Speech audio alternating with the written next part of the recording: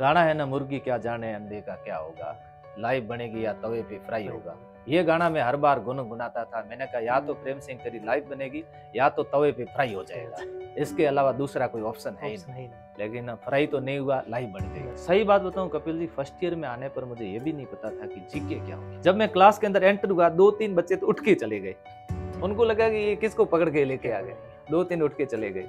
मुझे जितना संघर्ष करना पड़ा, मैं जितना परेशान हुआ, इतना परेशान और किसी को नहीं होना पड़ा। तो वहां से रोता रोता बाड़मेर आया, बाड़मेर से रोता रोता एग्जाम सेंटर पे गया। एग्जाम सेंटर पे उन्होंने मुझे अंदर डाला तो भी मैं 15 मिनट तक रोता रहा। वहाँ जो एक शिक्षक थे उन्होंने मुझे पूछा क्या बात हुई। मैंने कहा ये हो गया।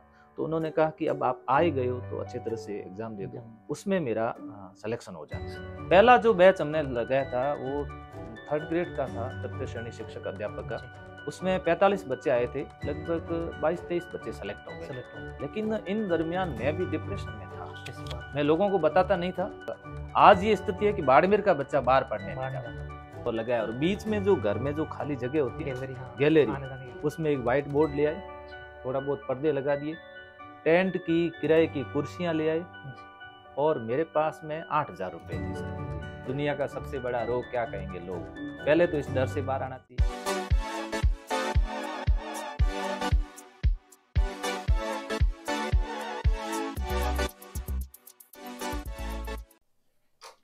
नमस्कार, स्वागत है आप सभी का द टॉक शो में।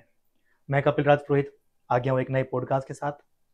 आज हमारे साथ एक ऐसी शख्सियत है जिन्होंने शिक्षा के क्षेत्र में बाड़मेर को नई बुलंदी पर पहुंचाया है।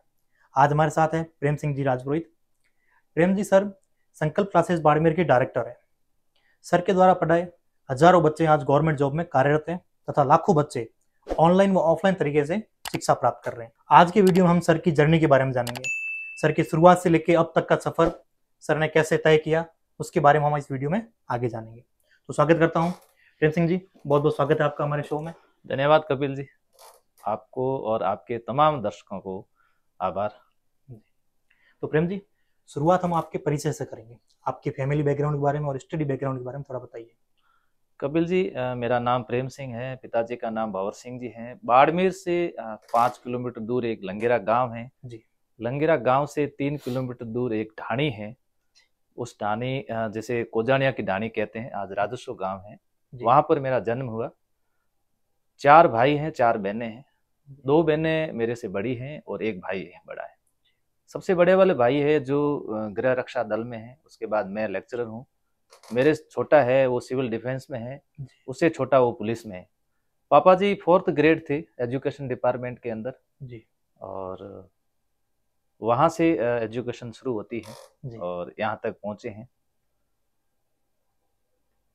सफर के बारे में अगर हम बात करें तो पढ़ाई का संबंधित तो घर पे कोई माहौल नहीं था जी। क्यों नहीं था? क्योंकि जब इतना बड़ा परिवार हो, 4 बहनें और 4 भाई हो, तो सीधी सी बात है कि यही होता था कि कहीं धंधा ही करना है। तो भाई जो बड़ा हुआ उसने 10th पास करने के बाद में लकड़ी पे का जाकर के पूना जाके काम करना शुरू कर दिया जी। और उसका बार बार कॉल यही आ रहा था कि छोटे वाला भाई कब 10वीं पास करे, इसको भी वहां सेट कर दे। मैंने 8वीं क्लास करने के बाद में मुझे वो भाई वहां पर मुझे पूना लेके चला गया। अच्छा, मैं वहां पर पूना गया वहां पर, और वहां 2 दिन मैं रुका वहां पर। कपिल जी, वहां की जो मैंने हालात देखी जी, तो वहां जाते ही मेरे को सबसे पहले ये कहा कि आपको रसोई का काम करना है। मैंने कहा मैं रसोई काम करने थोड़ा है, मैं तो कारीगर बनने आया हूँ। लकड़ी का तो मेरे से वो नहीं हुआ जी। और फिर 2 दिन जब परेशान हुआ तो वहां एक बुआ जी के बेटे थे, उनको मैंने कहा कि मुझे वापस घर भेजो, तो उन्होंने मेरे को वापस घर भेज दिया। घर भेजा। फिर मैं 9th में आने के बाद में बाहर से कुछ लोग आते थे ऐसे चक्काचौंध भरे लोग, और दूसरा पैसे की बहुत बड़ी कमी। तब मुझे ऐसे लगा कि 10th करने के बाद ही कहीं धंधा करवाएंगे। ऐसी स्थिति में 9th करके धंधा कर लेते कुछ न कुछ। पता किया कि बालोतरा के अंदर हमारे कोई बुआ जी के बेटे हैं हरि सिंह जी, वो फैंसी की दुकान चलाते हैं। अच्छा। मैंने मम्मी को कहा कि मैं फैंसी की दुकान पे जाके काम करूंगा, तो पापा ने मना कर दिया कि फैंसी वैंसी नहीं करनी, तू जा लकड़ी का काम कर, बड़ा वाला भाइयों करता तो भी ये कर ले। मैंने छुपके से पापा जी के जेब में से 5 रुपए निकाले जी। और माना कि उस समय ये भी एक तरह की चोरी है। 5 रुपए निकाल करके मैं बालोतरा चला गया। बालोतरा के स्टेशन पे उतरने के बाद मैंने पूछा कहीं दुकान कहाँ पर है, उन्होंने बताया वहाँ जाके। मैं वहाँ गया, प्रणाम किया, तो उन्होंने कहा तू यहाँ कैसे आया? मैंने कहा मुझे पापा जी ने भेजा है और आपके यहाँ पर मैं काम करना चाहता हूँ। तो वहां पर मैंने कपिल जी 1 महीने काम किया। सुबह 6 बजे उठाते हैं, रात को 12 बजे सुलाते हैं। मेरी ऐसी हालत हो गई कि आंखें लाल हो चुकी हैं, नींद पूरी नहीं हो रही है।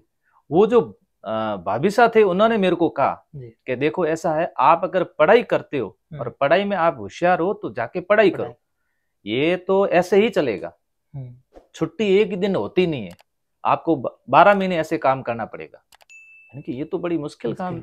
छत के ऊपर सुलाते, वहां मच्छर और काटते हैं रात भर। तो उन्होंने कहा आपको क्या एसी में थोड़ी सुलाएंगे, तो आपको तो धंधा करना है। ऐसी स्थिति के अंदर अब मुझे वहां से वापस निकलना है। वहां से मैं बिना बताए आया, वहां से भी उनको भी मैंने नहीं बताया कि मैं घर जा रहा हूँ। मैंने किसी माध्यम से पता किया कि बाड़मेर की बस कहाँ जाती है, वहां से मैं बिना पूछ करके सीधा घर आ गया। घर आए, सुबह वो भाई साहब जो थे वो गाड़ी लेकर घर आ गए और मुझे लेने के लिए वापस कि आपको वापस लेके चले जा रहे। तो ऐसी स्थिति के अंदर फिर मेरी मम्मी ने कहा कि अब मेरा बेटा नहीं चलेगा। मैंने मम्मी को फिर कह दिया कि अब मैं कोई भी प्राइवेट धंधा नहीं करूंगा, अब मैं सरकारी जॉब करूंगा। तो उनका दूसरा प्रश्न ये था कि ये करोगे तो पैसे कहाँ से लाओगे? तो मेरे एक अंकल थे अमूलक सिंह जी, उन्होंने पापा को बोला कि ये लड़का पढ़ना चाहता है तो इसके लिए पैसे मैं दे दूंगा और मैं इसका सहयोग करूंगा। मुझे लगा कि ये भी कितना सहयोग करेंगे, आखिर उनका भी परिवार बहुत बड़ा था। तो ऐसी स्थिति के अंदर गवर्नमेंट में तो 11th में 12th में पैसे लगे नहीं। 12th के बाद में फिर 12th तक पापा ने मेरे पैसे दिए, जो भी फीस लगती थी बोर्ड की पापा वहन करते थे। उसके बाद में बिल्कुल पापा ने ये कह दिया कि बेटा अपने पास पैसा है नहीं, कोई बिजनेस कोई भी कर लो, धंधा कर लो, कोई बढ़िया की दुकान पे जाकर के काम कर सकते हो। तो ऐसी स्थिति में कपिल जी फिर वहां से एक ऐसी शुरुआत होती है कि कभी घर से 1 रुपया नहीं लेना पड़ा। उससे पहले जब स्कूली लाइफ की अगर बात करूं तो मैं कपिल जी बहुत यूं संकोची प्रवृत्ति का था, इंट्रोवर्ट था, बिल्कुल क्लास में सबसे पीछे बैठना, पढ़ने में होशियार था। हालांकि जो हमारे साथ में जो बच्चे आते थे वो स्कूल हमें आने भी नहीं देते थे, बीच में ही कहीं रोक देते थे। उसके बावजूद भी क्लास में 1st, 2nd, 3rd पोजीशन रहती थी। पढ़ने में बहुत होशियार था। मैंने कभी भी स्कूल में गाना नहीं गाया, मैंने स्कूल में कभी भी भाषण नहीं दिया। अगर ऐसा कभी नंबर आया है तो रोने ही लगा था। मैंने ये कभी भी नहीं किया।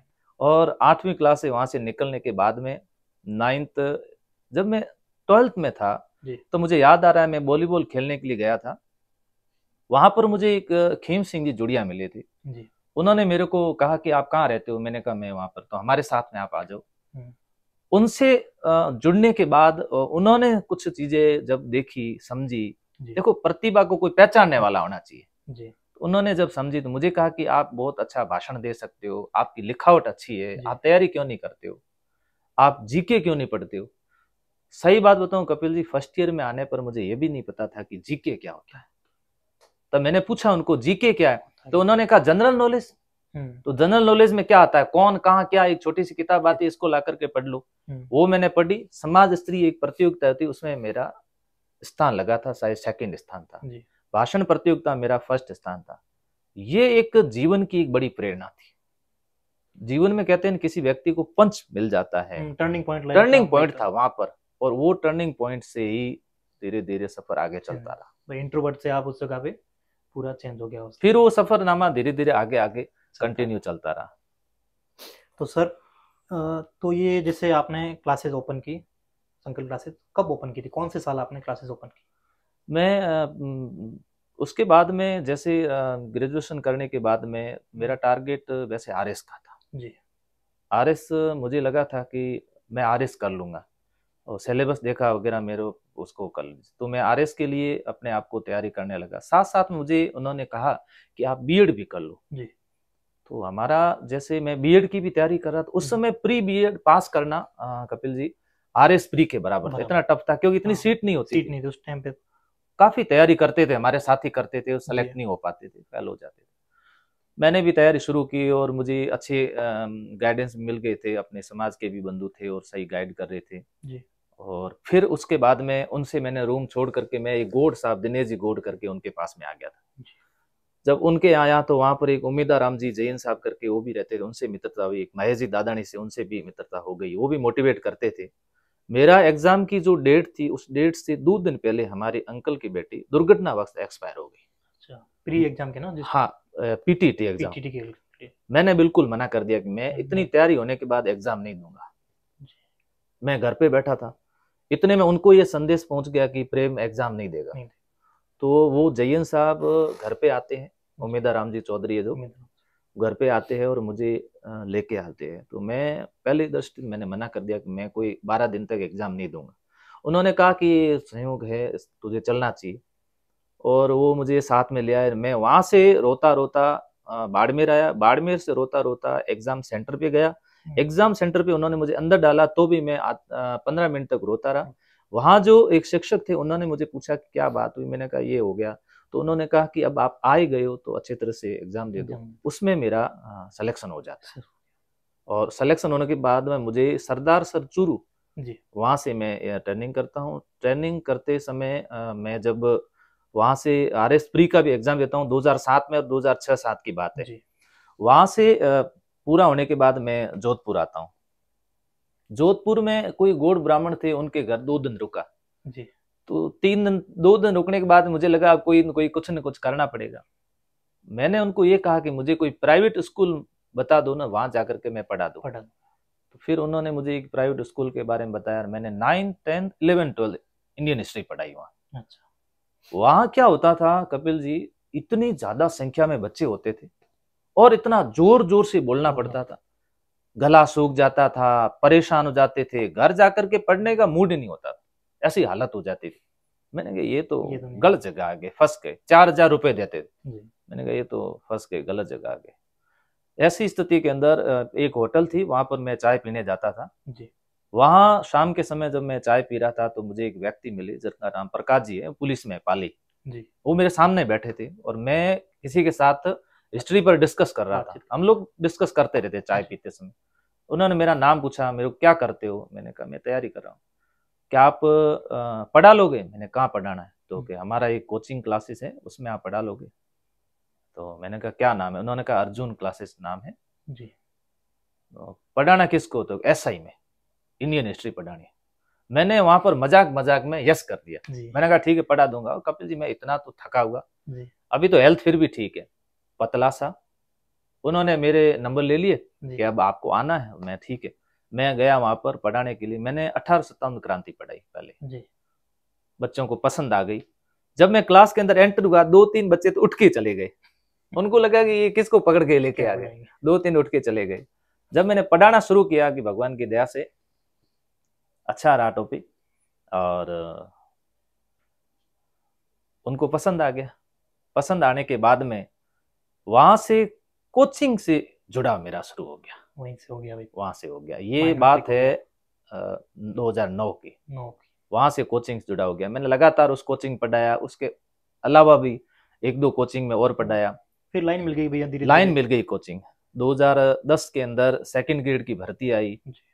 फिर उसका 11 मेरे को पोस्टिंग मिल गई बाड़मेर। बाड़मेर जब मैं आया तो ये जहन में था कि कोचिंग का काम ही करना है जी। कोचिंग से संबंधित मुझे ये लगता था कि मुझे जितना संघर्ष करना पड़ा, मैं जितना परेशान हुआ, इतना परेशान और किसी को नहीं होना पड़े। बच्चे को सही गाइडेंस दो, इसके लिए मेरे दिमाग में हमेशा रहता था कि कोचिंग क्लासेस शुरू करेंगे और बाड़मेर क्षेत्र के इस मरुधरा के ऐसे विद्यार्थी जो वास्तव में परिस्थितियों से जूझ रहे हैं, ऐसे लोगों का सपोर्ट करेंगे। अच्छा सर, जब आप बाड़मेर पोस्टिंग हुई और आपने क्लासेस कौन से साल ओपन की। बाड़मेर मेरी पोस्टिंग हुई 17 अक्टूबर 2011 को और 28 दिसंबर 2011 को कोचिंग क्लासेस शुरू कर दी। बाड़मेर में प्रताप जी की प्रोल के पास में कल्याणपुरा के अंदर मैं मकान लेकर के फैमिली सहित रहता था जी। शादी पहले हो गई, 2004 में शादी हो गई थी। अच्छा। संघर्ष ये भी साथ साथ में चल रहा था और 2009 में एक बच्ची भी हो गई जी। फिर उसको भी मेंटेन करना साथ साथ में काफी मुश्किल काम था। चुनौतियां तो बहुत रही है कपिल जी। फिर उसमें मैं आया तो 17 अक्टूबर को मेरी पोस्टिंग हुई जी, और 28 दिसंबर 2011 को मैंने कोचिंग शुरू कर दी जी। मैंने वाइफ को बोला कि मैंने कहा मैं कोचिंग क्लासेस शुरू कर रहा हूँ। उसने कहा कहाँ करोगे? मैंने कहा इसी घर में। इस घर में तो जगह नहीं है, 2 तो कमरे, आगे वाले आपके ऑफिस की तरह आप जो पढ़ाई कर रहे हो, पीछे मेरा और बीच में रसोई है। मैंने कहा ये जो बीच में गैलरी पड़ी है ना खाली, इसमें अपन कोचिंग लगा देते हैं।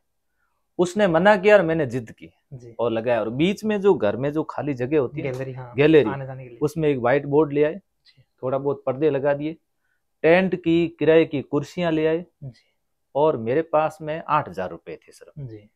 और 8,000 रुपए लेकर के मैंने एक ऐड तैयार की। ऐड तैयार करने मुझे पता था टेंट वाला पहले पैसे मांगेगा नहीं, कुर्सियां जमा करवाएंगे तब मांगेगा, देखा जाएगा जो भी होगा। और अखबार वालों के पत्रिका, राजस्थान पत्रिका धर्म सिंह जी पास चला गया और मैंने कहा मेरी ऐड लगानी। तो उन्होंने कहा 8,000 रुपये लगेंगे। मैंने कहा 8 तो ये ले लेंगे। मैंने कहा पैसे? तो क्या पैसे बाद में देने। मैंने कहा आप लगा लो। तो ऐसे करते हुए वहां पर मैंने ऐड लगा दी और बच्चे आने लगे, 2 कभी 3, 2 कभी 3, 4 घंटे क्लास चलती थी। और 4 घंटे के अंदर कपिल जी वाइफ को पीछे बैठना पड़ता था क्योंकि आना जाना तो बंद हो गया, उसका कोई काम ही नहीं रहता था। वो 4 घंटे तक परेशान रहती थी। धीरे धीरे संख्या जब बढ़ने लगी, कभी 10 हुए, कभी 20 हुए, कभी 15 हुए, तो कम ज्यादा भी होते रहते थे। कभी बच्चे ज्यादा आते थे, कभी कम आते थे। तो संख्या जैसे 50 के करीब पड़ी तो फिर मैंने पास में कोई हॉल किराए पे ले लिया और वो हॉल किराए पे लेकर के वहां बैच चलाने लगे। पहला जो बैच हमने लगाया था वो 3rd ग्रेड का था, तृतीय श्रेणी शिक्षक अध्यापक का।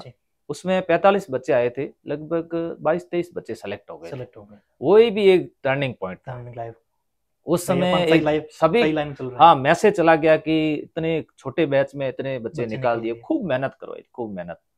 फिर वहां जगह कम पड़ने लग गई, संख्या बढ़ने लगी। मैसेज लोगों के पास में गया कि मेहनत अच्छी करवा रहे हैं। हाँ 20 लग गए। फिर वहां से यहाँ पर आ गए लक्ष्मी नगर में। यहाँ पर भी एक किराए पर हमारे को टिन शेड वाला ऐसा कोई मिल गया, काफी समय तक यहाँ पर चलाई। यहाँ चलाने के बाद में फिर अपने खुद की बिल्डिंग बना दी। फिर बाड़मेर के अंदर 4 ब्रांचें चल रही। यहाँ बाड़मेर में अभी 3 ब्रांच चल रही है। हेड ऑफिस यहाँ पर है ऑफिसर कॉलोनी के अंदर, एक संदरी चौराहे पर है, एक शिवकर रोड के ऊपर है। 3 ब्रांच यहाँ पर चलती है। ऑफलाइन के 3 चल रही, बाकी ऑनलाइन तो चल ही रहा है। आपने अपनी जर्नी के बारे में बताया भी, आपने क्लासेस कहाँ से कैसे ओपन की। तो इस जर्नी की जो जर्नी आप चल रही थी, इस जर्नी के दौरान कौन कौन सी दिक्कतें आपको आई? भाई कोई भी नई चीज स्टार्ट करते हैं तो दिक्कतें बहुत आती है, और जब आप धीरे धीरे बूस्टअप होते हो या खड़े हो रहे होते हो तो काफी लोग होते हैं जो गिराने की कोशिश भी करते हैं, अड़चन डालते हैं। तो ये ऐसी दिक्कतें क्या क्या थी, कोई अड़चने आई, कैसे आप उससे निकले, तो इसके बारे में थोड़ा सा मेरे को बताइए, जो भी स्टोरीज वगैरह आपके साथ हो वो। हाँ कपिल जी, ऐसा है कि देखो सबसे बड़ी दिक्कत तो ये थी कि धन नहीं था, आर्थिक रूप से कमजोर थे जी। ये एक तो बहुत बड़ी दिक्कत थी। दूसरा क्या होता है कि जब आपका बैकग्राउंड इतना मजबूत नहीं होता है तो आप लोगों को संघर्ष बहुत करना पड़ता है, जबरदस्त करना पड़ता है। कोचिंग क्लासेस का मुझे चलाने का थोड़ा जोधपुर से अनुभव था जी। इस अनुभव की वजह से ये चल गया, टिक पाए आप, ये टिक पाए। बाकी कई बार ऐसा होता था कि कई बैच, बड़े बैच भी होते थे, उनका रिजल्ट अच्छा नहीं रहता था जी। इस वजह से काफी निराशा रहती थी, दूसरे बैच पर इसका इफेक्ट भी पड़ता था। कई बार ऐसा होता था कि हम लोग उम्मीद करते थे कि इस बार हमारा बैच अच्छा बनेगा, लेकिन वो बैच घाटे में चला जाता था। 4-4, 5-5 लाख का कई बार घाटा हो जाता था। तो ये हमें कई बार ऐसा लगता था कि कोचिंग क्लासेस अब चलाना मुश्किल है। एक समय ऐसा ही स्थिति आ गई थी कपिल जी, मुझे लगा था कि मैं कोचिंग क्लासेस बंद कर दूं और ये जो सामान हमान है सब बेच देते हैं, क्योंकि 1-2 बैच ऐसे आए जिसमें काफी परेशानियों का सामना करना पड़ा। बाकी ईश्वर की दया रही कि ऐसा किसी के द्वारा अड़चन पैदा करना हो या इसमें रुकावट डालना हो, ऐसा नहीं हुआ। बाकी सरकारी जो थे वो तो चलते रहते थे, वो तो सरकारी नियमावली का पालन करना पड़ता था। लेकिन सबको मैं आपके इस मंच के माध्यम से धन्यवाद देना चाहूंगा कि मैं जिसके पास में गया, मुझे लोगों ने सपोर्ट बहुत किया, बहुत सहयोग किया।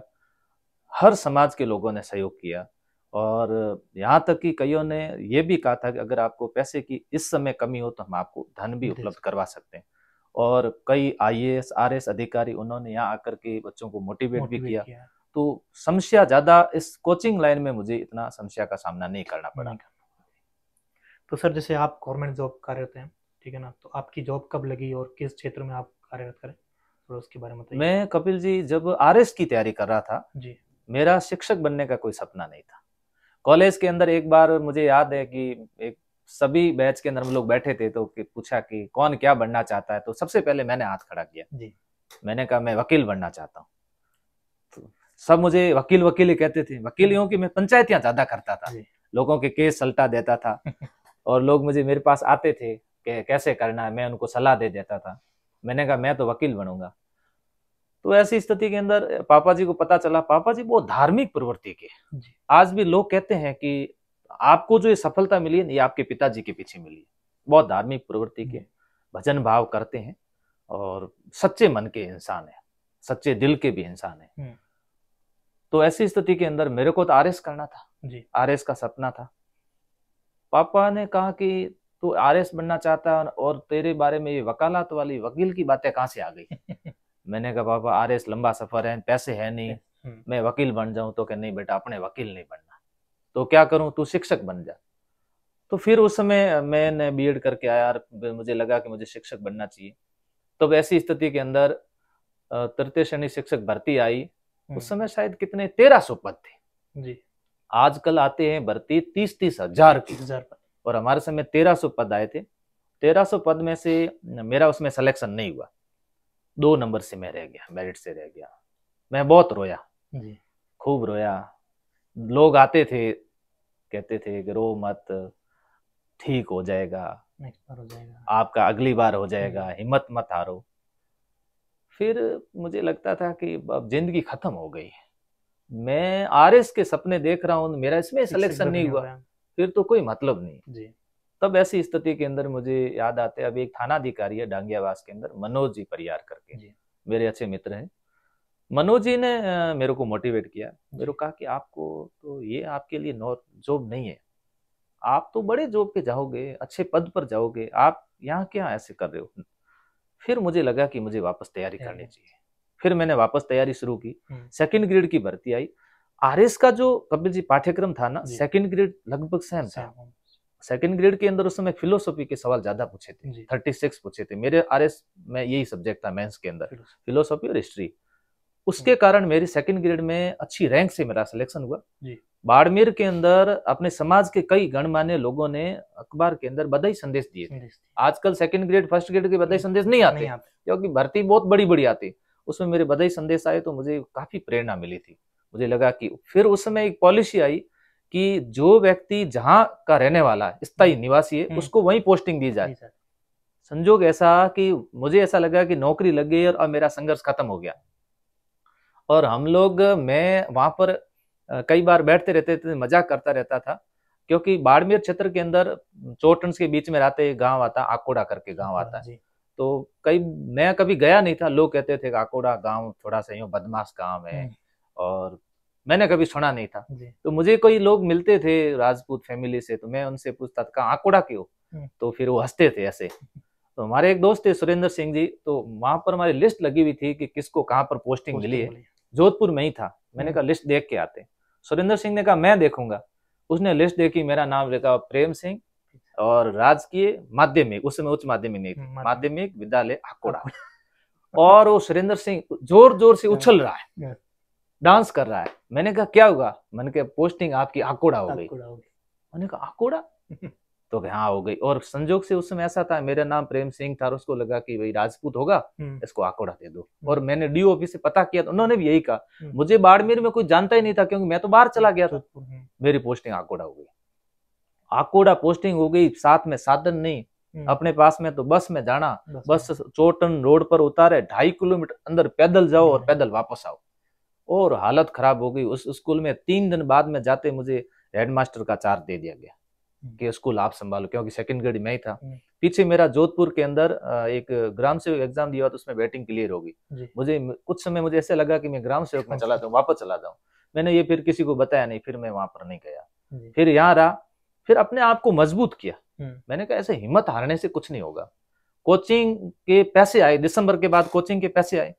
पैसे आए तो फिर मैंने मोटरसाइकिल ले ली। फिर मेरा मोटरसाइकिल पे आना जाना रहता था। अब उधर मैं नौकरी भी करूं, नियमित रूप से जाना, और इधर कोचिंग का संचालन करना। आकुड़ा गांव मुझे काफी लोगों ने सपोर्ट किया, वहाँ के लोगों के काफी समझदार लोग भी मुझे मिले। मंगल सिंह जी मिले मुझे, और मेहताब सिंह जी मिले, उन्होंने मुझे बहुत सपोर्ट किया, और उस स्कूल को मैंने 3 साल बहुत अच्छे तरीके से चलाया। उस समय के काफी बच्चे आज सरकारी सेवा में चयनित थे।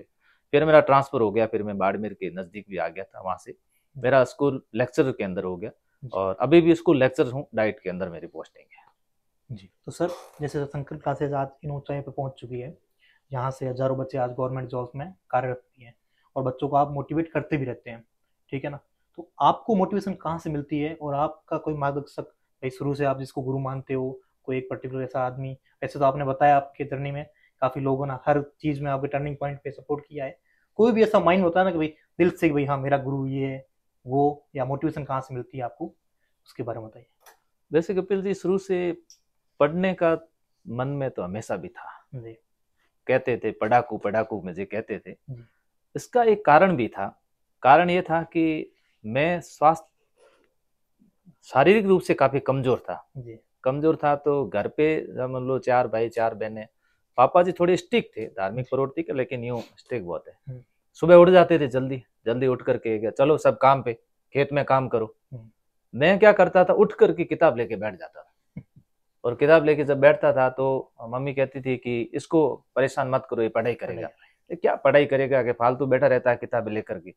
सही बात बताऊं, उस समय मैं सिर्फ उस काम से बचने के लिए, बाकी मैं पढ़ता कुछ नहीं था, सिर्फ उसके पेज देखता रहता था। वहां से ज्यादा दिन तक बैठा ना, किसी मनोवैज्ञानिक ने कहा कि यदि आप 17 दिन तक ऐसा लगातार करते हो तो आपकी आदत बन जाती है। और वो मेरी पढ़ाई के प्रति एक आदत बन गई थी। आदत फिर ऐसी बनी पढ़ाई के प्रति कि लगातार मैं पढ़ाई को कभी छोड़ता नहीं था। मैंने बहुत सारे न्यूज़पेपर पढ़े, IAS प्री का भी एक बार दिया, और इतनी किताबें खरीदी, कोई लिमिट नहीं है। अगर आज आप देखोगे तो एक बहुत बड़ी लाइब्रेरी है जी।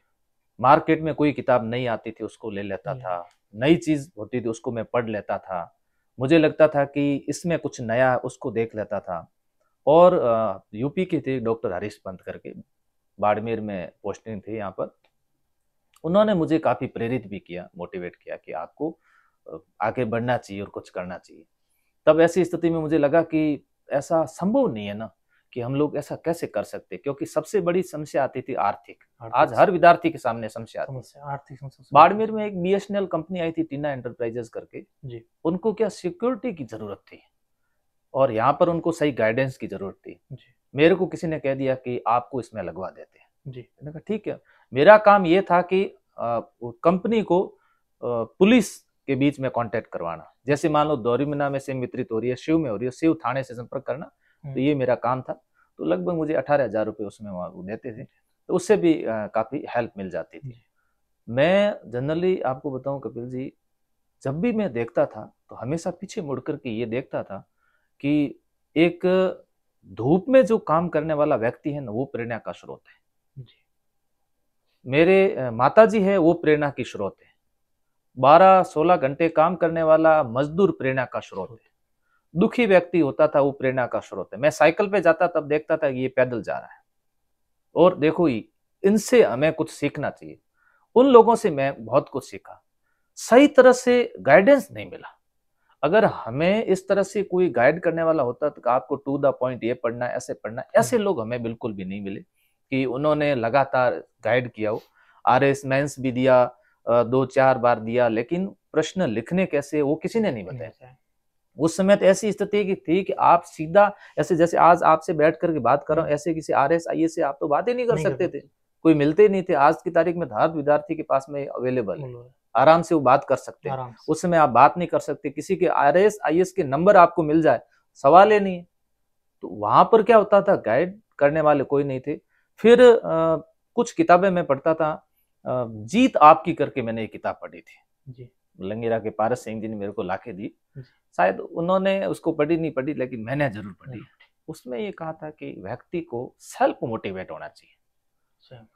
मारवाड़ी में कहावत है कि काकेरा कपूत भला, आपको मोटिवेट कोई नहीं करेगा, आपको पीछे ही करेंगे। ऐसी स्थिति में आपको सेल्फ मोटिवेट होना चाहिए। तो उन्होंने वो जो मैंने जीत आपकी पढ़ी, उसको मैं लगातार बार बार पढ़ता था, बार बार पढ़ता था। और मैं खुद मोटिवेट होता था कि मुझे ऐसा करना चाहिए।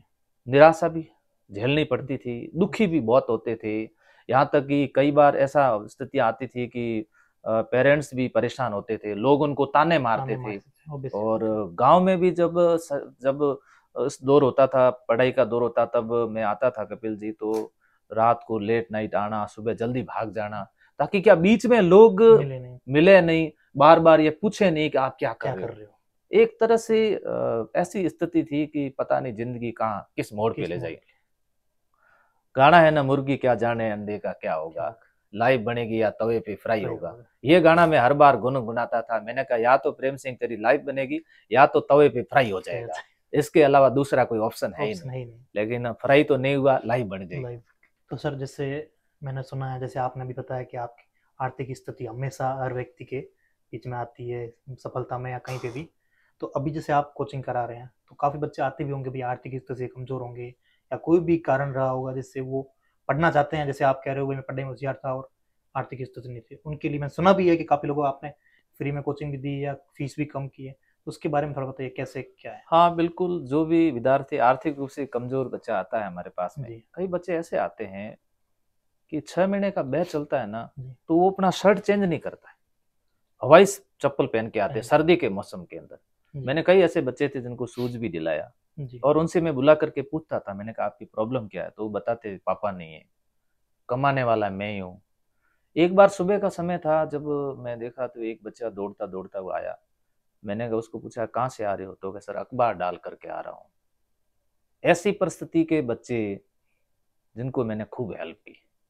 शुरुआत के अंदर तो कम हेल्प कर आया, क्योंकि उस समय आर्थिक स्थिति इतनी अच्छी नहीं थी। जब हम मजबूत हो गए, मैंने लिमिट नहीं, इतने विद्यार्थी होंगे जिनको फ्री पढ़ाया। मैंने मेरे जन्मदिन पर कई बार 20 बच्चे, कभी बार 30 बच्चे फ्री पढ़ाए। आज की तारीख में भी आप सारे बैच में जाकर के देखोगे तो 20-30 बच्चे आपको ऐसे मिलेंगे जो फ्री पढ़ रहे हैं। ऑनलाइन में आपको ऐसे बच्चे होंगे जो 400-500 बच्चे होंगे जिनको हमने फ्री कोर्स दे रखा है, उनकी हम हेल्प कर रहे हैं। कुछ बच्चे ऐसे होंगे जिनको मैंने आर्थिक रूप से भी उनको सहयोग प्रदान किया। ऐसा इसलिए किया कि मुझे सब पता है कि मैं कितने संघर्ष से निकला हूँ। मैं जोधपुर के अंदर, मेरे हम लोग दोस्त जब साथ में जाते थे, तो केले वाले गाड़े के पास में जाते हुए मुझे याद आता है, तो हम लोग रुकते थे तो केले वाला कहता था कि भाई साहब कितने तोल कितने दूं। मैंने कहा देने नहीं है। तो क्यों? मैंने कहा मैं सोच रहा हूँ कि मैंने केला कब खाया था। तो याद आता है 2 साल 3 साल पहले एक बार ये कहीं पर हमने ये फ्रूट खाया था। ऐसी स्थितियां थी। तो वहां से अगर कोई व्यक्ति निकलता है ना, तो उसको कलेक्शन नहीं चाहिए, उसको चाहिए सिलेक्शन। तो यहाँ पर सिलेक्शन की वजह से संकल्प की मार्केट के इतनी इमेज हुई। उनको पता था यहाँ लूट नहीं है, यहाँ पर जाएंगे तो हमारे को वरीयता दी जाएगी, महत्व दिया जाएगा, पैसे के पीछे भागते नहीं है। दूसरा, कपिल जी, संजोग ऐसा हुआ कि मेरे शादी होने के बाद में बच्ची हुई, उसके बाद में 15-16 साल तक कोई बच्चा नहीं हुआ, 2-3 डिलीवरी मिस हो गई। तो ऐसी स्थिति के अंदर जब बच्चा नहीं हुआ, केवल एक लड़की थी, तो लोग यूं कहते थे कि इसके लड़का नहीं हो रहा है, ये क्या करता है, लोगों को लूट रहा है। कुछ लोग क्या होता है आपके ऊपर प्रश्न चिन्ह लगा देते हैं जब आप कहीं और मैं बिल्कुल भी ऐसा नहीं। मुझे लगा था कि मैं तो बिल्कुल नीति और नियति पर चलने वाला इंसान हूँ, और इतने समय तक आज दिन तक बेदाग जिंदगी, और कोई कोचिंग के अंदर कोई विवाद नहीं। आप हमारा पूरा इतिहास उठा करके देख लो, हमारे कोचिंग संबंधित कोई आज दिन तक विवाद नहीं हुआ। ईश्वर की कृपा थी कि 27 फरवरी को लड़का हुआ तो फिर लोगों के नजरिए वापस बदल गए, और ये कहने लगे कि प्रेम जी तो बहुत अच्छे आदमी है, बहुत सज्जन है, इन्होंने लोगों की खूब सेवाएं की है, तभी लड़का हुआ है। हाँ, वापस हुआ। लेकिन ये कोई रीजन नहीं था, थोड़ा मेडिकली प्रॉब्लम थी जो मैं अच्छी तरह से उस समय जानता था। लेकिन इन दरमियान मैं भी डिप्रेशन में था। ऐसी बात मैं लोगों को बताता नहीं था, लेकिन मैं सोचता था कि क्या पता अगर कहीं ऐसा तो नहीं है कि अपन लोग किसी को दुखी कर रहे हैं, किसी को परेशान कर रहे हो। मैं हमारे स्टाफ को कहता था, मैंने कहा अपने इस दर पर, अपने इस पर आए हुए किसी भी बच्चे को वापस मत भेजना। अगर कोई बच्चा पेपर लेने आया तो उसको देना है, कोई कह दे कि मेरी फीस अभी नहीं है तो उसको भी आप छूट देना, किसी को निराश करके मत भेजना, क्योंकि दवाएं काम नहीं करती, वहां दुआएं काम करती है। और मैंने कहा अपन मर जाएंगे अगर ऐसा किया तो। भगवान की दया से हमने कभी ऐसा नहीं किया, लोगों की खूब सहयोग किया, ना कभी हमने जात देखी, ना कभी पात देखी, ना कभी हमने किसी का धर्म देखा। आज दिन तक मेरा ये रिकॉर्ड है कि मैं किसी भी बच्चे को जाति नहीं पूछता हूँ। मेरे लिए सारे बच्चे बराबर हैं, सारे बच्चे समान हैं। मैं बच्चे को सिर्फ बच्चा ही समझता हूँ और उसको पढ़ाना ही मेरा धर्म समझता हूँ। तो सर, जितनी आपने इतने जरूरतमंदों की भाई हेल्प की है आर्थिक स्थिति से, जब आप वो आज अफसर बन के सामने आते हैं, ठीक है ना, भाई भूलते नहीं होंगे भी आपने हेल्प की है, उनके अंदर जो होती होगी आपके प्रति वो तो रहती होगी। जब आपके सामने आते हैं, जब आप हेल्प करके उनको या जो अफसर बन के आए हैं, किसी भी पोस्ट पे सामने आते हैं, आपको क्या फील होता है उस समय? बहुत अच्छा फील होता है। कहा ज्ञान गुरु गोविंद दोई खड़े काके लागू पाए, बलिहारी गुरु आपने गोविंद ही बताए। गुरु और माँ बाप दोनों के जीवन में खुशी तब होती है जब गुरु के पढ़ाया हुआ शिष्य और बाप का बेटा। मारवाड़ी में एक दोहा है कपिल जी, कहा जाता है कि मैं सुधारे बिजली सर्वर सुधारे पाल, बेटो सुधारे बाप न तो घर सुधारे नार। एक बाप का मान सम्मान बेटा बढ़ाता और बाप के सर को बेटा झुका देता है, बाप के सर को ऊंचा भी कर देता है। आज मेरे पिताजी बड़े गर्व के साथ कहते हैं कि संकल्प वाला जो है ना प्रेम सिंह, वो गुरु बाप हो, वो ऐसे कहते हैं। तो मुझे लगता है कि वो कितने खुश होंगे। तो ऐसी स्थिति के अंदर क्या होता है कि जब आप ये सारी चीजें अपने दिमाग में रखते हो कि मुझे ऐसा करना चाहिए, अब ऐसी स्थिति के अंदर जब बच्चा सामने आता है सिलेक्शन होकर के, बहुत खुशी होती है। हजारों की बच्चे आज की तारीख में, लगभग आंकड़ा तो मैं इतना नहीं बता सकता, 2000 प्लस ही होंगे बच्चे सेलेक्ट होंगे। और जितने भी बच्चे सेलेक्ट होते हैं, लगभग सभी बच्चे मिठाई खिलाने आते हैं। अगर आप सही तरह से गाइड नहीं करते तो आपको मिठाई खिलाने कोई नहीं आता। गालियां और पड़ती, लोग मिठाई लेकर के आते हैं। पुलिस में सेलेक्ट हुए, सब इंस्पेक्टर के अंदर हुए, वे लोग आते हैं और सैल्यूट करते हैं। फर्स्ट ग्रेड में हुए, हेडमास्टर बैच थे उसके अंदर सेलेक्ट हुए। इस बार हम आरएस का बैच चला रहे हैं, तो मैं आपको विश्वास के साथ कह सकता हूँ, ईश्वर अगर अच्छी तरह से हमारा हेल्प करेंगे तो हम आरएस भी बनाएंगे और प्रशासनिक अधिकारी बनकर के भी आएंगे। बहुत खुशी होती है। इतनी खुशी तो मेरे भाई के सिलेक्शन पर भी नहीं हुई जितना उनकी खुशी, क्योंकि कोई भी विद्यार्थी फेल और पास नहीं होता। फेल पास शिक्षक होते हैं, पढ़ाने वाले होते हैं। गुरुजी फेल पास होते हैं। अगर वो सही तरह से पढ़ाते हैं तो उनको खुशी बहुत होती है। मुझे लगता है कि मेरी पूंजी यही है। मुझे कई लोग कहते भी आपने इतनी मेहनत की होती तो आज आप आरएस होते, आईएएस होते, वो वगैरह होते। मैंने कहा वो सारी बातें ठीक है, लेकिन मैं मेरे जहां पर हूँ संतुष्ट हूँ और मैं अच्छा कर रहा हूँ। आज मेरे द्वारा कितने बन रहे हैं, हाँ, कितने लोग सेलेक्ट हो रहे हैं, कितने घरों में रोशनी जल रही है, सफलता है। मैं कई बार गांव में किसी घर कार्यक्रम में चला जाता हूँ तो वो बताते हैं कि सर हमारे 7 पीढ़ी में कोई सरकारी जॉब में नहीं था। कई लड़कियां कहती है कि सर मेरे गांव में मैं पहली हूँ जो जिसका मेरे जॉब लगा है। तो मुझे ऐसा लग रहा है कि मैं पुण्य का कार्य कर रहा हूँ और मैं ये अच्छा कार्य कर रहा हूँ और ये कार्य ईश्वर की दया से निरंतर जारी रखेंगे। भाई मैं आरएस आईएएस बनता तो मेरा घर चलता, पर अब आप जैसे आप शिक्षा चला रहे हो, काफी लोगों का घर चल रहा है। हाँ, पद है वो थोड़ी प्रतिष्ठा है, प्रतिष्ठा के अकॉर्डिंग ही कह रहे हैं। उसका तो भाई आरएस आईएएस का तो जो पद है उसका अलग है, पर आज आपके द्वारा जो बच्चे निकले हैं, एसआई बन रहे हैं वगैरह बन रहे हैं, जैसे आप पूरे घर में कोई नहीं एक बच्चा है वो भी आज कमा रहा है। बिल्कुल। तो वो उसका पूरा परिवार आपको कितना देता होगा? बिल्कुल बिल्कुल, ये बहुत बड़ी बात है। आप एक आईएएस बनते हो तो घर को आप घर अच्छी तरह से चलाते हो, लेकिन बहुत सारे आप आरएस बना देते हो, सब इंस्पेक्टर बना देते हो, शिक्षक बना देते हो। इससे बड़ी तो कोई पूंजी है ही नहीं। गुरु शब्द से बड़ा तो कोई शब्द भी नहीं है। तो वैसी स्थिति के अंदर मैं संतुष्ट हूँ मेरे कार्य में। मुझे ऐसा बिल्कुल भी फील नहीं होता है कि मुझे बनना चाहिए था और मैं क्यों नहीं बन पाया। हाँ ठीक है, उस समय आर्थिक स्थिति इतनी अच्छी नहीं थी, नहीं बन पाया, लेकिन मैंने दारोमदार इस फील्ड में लगाया। कोई भी कार्य करो उसको इतनी तन्मयता के साथ करो, डेडिकेशन के साथ में करो। मैं कपिल जी किसी भी कार्य को जब शुरू करता हूँ ना, मैं मेरे प्लान को किसी को बताता नहीं हूँ। एक मेरी खास बात ये है। और जब मैं कोई प्लान शुरू कर दूंगा तो उस प्लान पर मैं पूरा कार्य करूंगा, उसको कभी फेल नहीं होने दूं। मेरे आज दिन तक मैंने कोई तय कर दिया कि मुझे ये कार्य करना है, उस प्लान को कभी मैंने विफल होने नहीं दिया।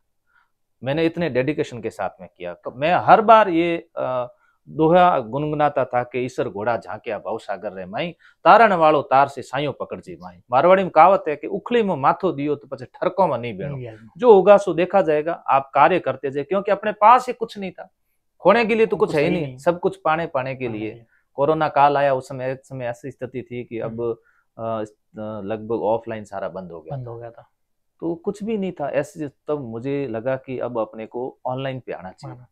कोई नहीं पहचान रहा कि संकल्प के अंदर हम लोग ऑनलाइन पे आए और आज ऑनलाइन के अंदर लाखों विद्यार्थी हमारे से पढ़ रहे हैं यूट्यूब के माध्यम से।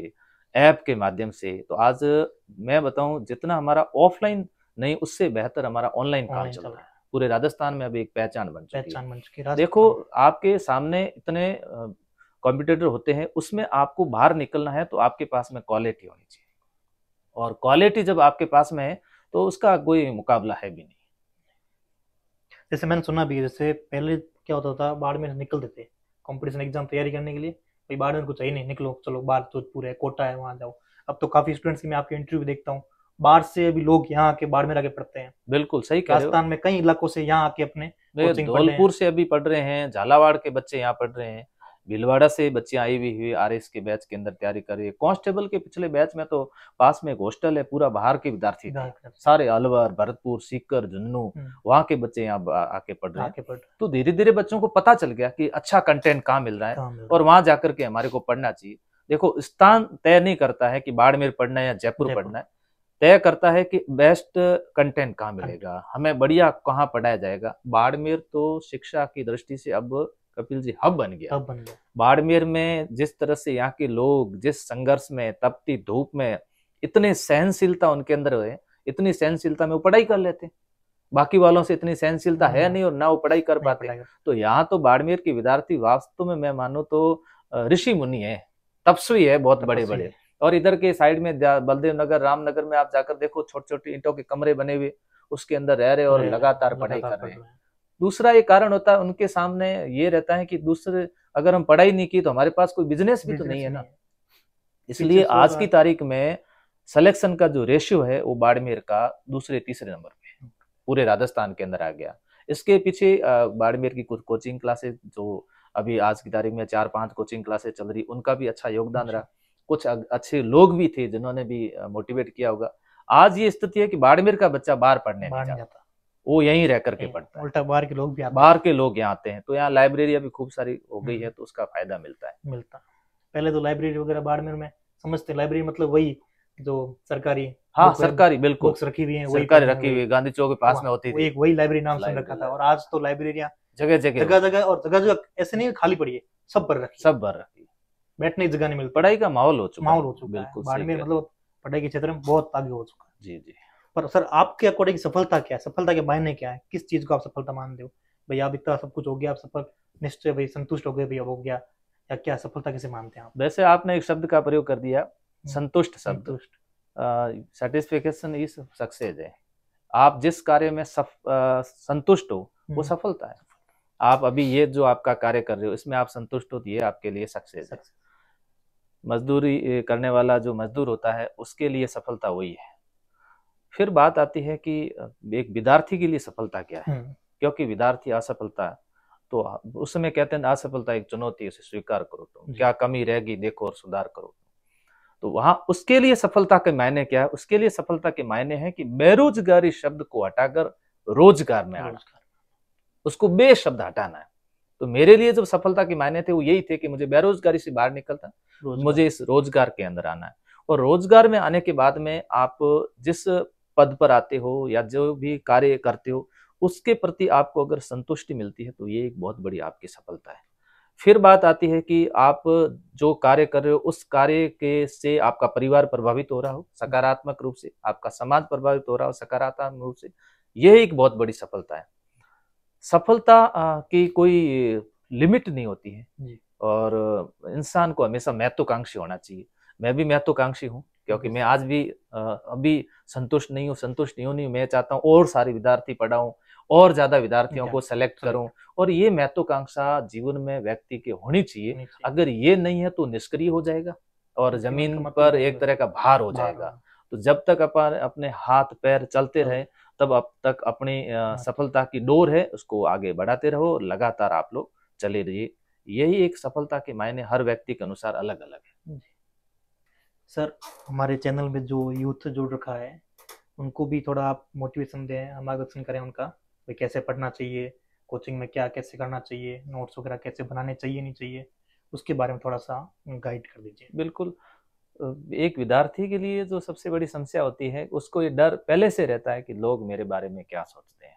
उसको तो असफलता का डर तो सताता रहता है, दुनिया का सबसे बड़ा रोग क्या कहेंगे लोग। पहले तो इस डर से बाहर आना चाहिए। फिर उसको सेल्फ मोटिवेट होना चाहिए। सेल्फ मोटिवेट जरूरी है, सेल्फ उसको कॉन्फिडेंट भी रखना चाहिए और सेल्फ स्टडी भी करना चाहिए। 3S का एक मंत्र है, उसके अनुसार चलना चाहिए। जैसे सेल्फ स्टडी, सेल्फ मोटिवेट और सेल्फ कॉन्फिडेंट, ये चीज़ें उसको दिमाग में रखनी बहुत ज़रूरी है। जब भी आप कोई भी पढ़ाई करते हो या फिर आप अपना लक्ष्य तय करते हो तो उस लक्ष्य का दिन में 1-2 बार चिंतन मनन करना जरूरी है। आजकल सोशल मीडिया का जमाना है, सारी रील वील वगैरह ये सारी चीज़ें चलती रहती है, तो कहीं ऐसा ना हो कि विद्यार्थी कहीं भ्रमित हो रहा। अगर आपको मनोरंजन करना है तो आप 1 आधे घंटे तक के लिए आप देख सकते हो, उसके बाद में इसको बिल्कुल बंद कर दीजिए और फिर वापस आप लगातार इस तैयारी में जुट जाइएगा। अभ्यास जब भी हम लोग तैयारी करते हैं तो मैं विद्यार्थियों आप सबको कहना चाहता हूं कि एक सन्यासी से आप पूछ लीजिए कि आपने जब तपस्या की थी तो उस समय किस तरह से तपस्या की थी। वही तपस्या आज भी पढ़ाई में मांगते हैं। हिम्मत नहीं हारनी चाहिए। आर्थिक अगर रूप से अगर आप कमजोर हो तो इससे भी आप घबराए नहीं, लगातार मेहनत करते रहिएगा। और मेरा एक डायलॉग है कि बहता हुआ पानी, प्राप्त किया हुआ ज्ञान कभी व्यर्थ नहीं जाएगा, आपको ब्याज सहित मिलेगा। इसलिए मस्त रहें और ज्यादा से ज्यादा अपना समय पढ़ाई में दें। मेरा पढ़ने का जो तरीका था वो ये था, मैं लिख लिख करके ज्यादा पढ़ता था। आज भी मैं ऐसे ही पढ़ता हूँ। आज भी मैं समय को खराब नहीं करता हूँ, समय का सदुपयोग करता हूँ। नई चीजें पढ़ें। और दूसरा, जो भी आप लोग पढ़ते हो उसको आप इस तरह से पढ़ें कि मैं किसी और को पढ़ा सकता हूँ। मतलब आप अपना टॉपिक को बढ़िया तरीके से क्लियर करके पढ़ें, अंडरस्टैंडिंग ज्यादा विकसित करें, रटने की कोशिश बिल्कुल कम करें, तो जल्दी आपको सफलता मिल जाएगी। और दूसरा क्या होता है कि करते हुए विमूढ़ बिल्कुल मत हो, भ्रमित मत होइएगा। एक रास्ते पर लगातार चलते रहिए। हाँ, ये तय मान के चलो कि आपको अभी अंधेरा है तो एक दिन सवेरा जरूर होगा। तो सर, बहुत बहुत धन्यवाद आपका। आपने अपने कीमती समय में से समय निकाला हमारे लिए, हमारे दर्शकों के लिए। तो सर, बहुत बहुत धन्यवाद। धन्यवाद कपिल जी, आपने ये मंच दिया इसके लिए आपको भी बहुत बहुत धन्यवाद, आभार।